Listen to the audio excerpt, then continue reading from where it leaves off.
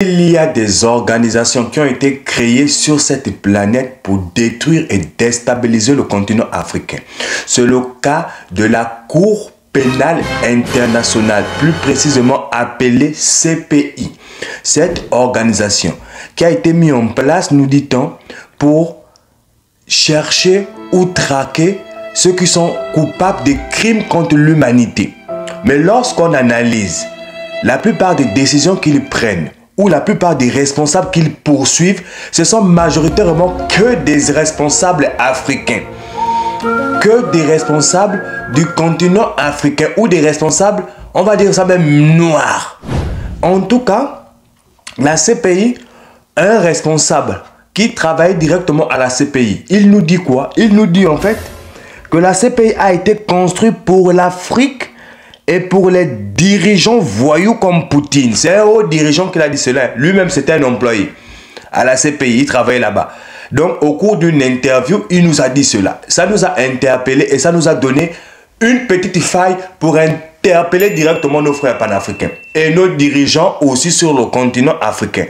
Parce que, comment ça se fait qu'il y a des organisations comme ça qui existent, mais ces organisations ne traquent que les Africains, ne sont là que pour déstabiliser le continent africain. Et nous, on reste encore dans ce genre d'organisation-là. On avait appris en 2016 que l'Afrique du Sud, la Gambie et le Burundi étaient sortis, ils avaient claqué la porte de la CPI.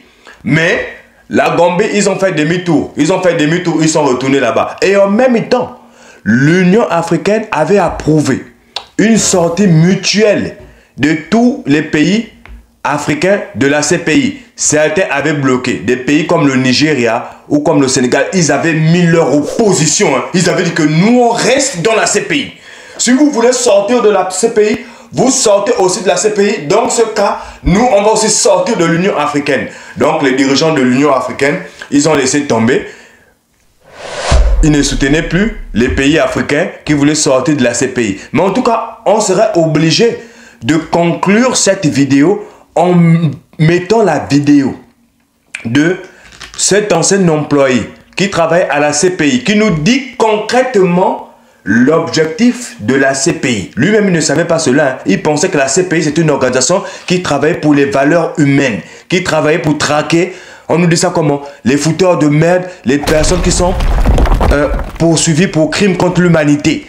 Mais aujourd'hui, se rend compte que wow, un haut dignitaire, un haut dirigeant de la CPI l'a informé que la CPI, c'est pas ça son but. Son but, c'est de déstabiliser et traquer les Africains.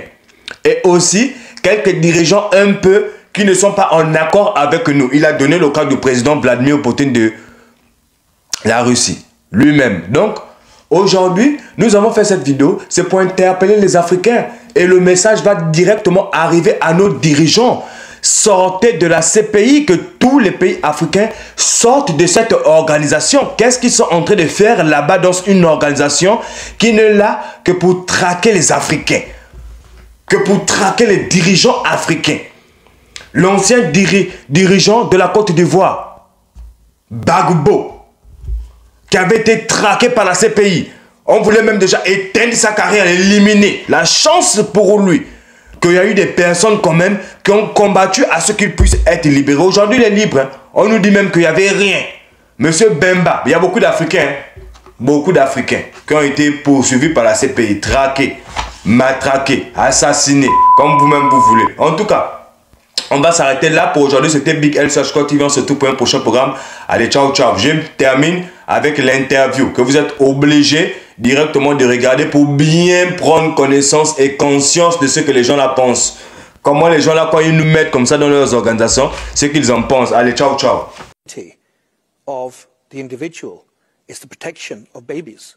I mean, these are fundamental American values that should engender bipartisan support. Now, of course, this situation, unfortunately, lies on the San Andreas fault of international politics and strategic interests. And of course, I've had some elected leaders speak to me and be very blunt. This court is built for Africa and for thugs like Putin, was what one senior leader told me.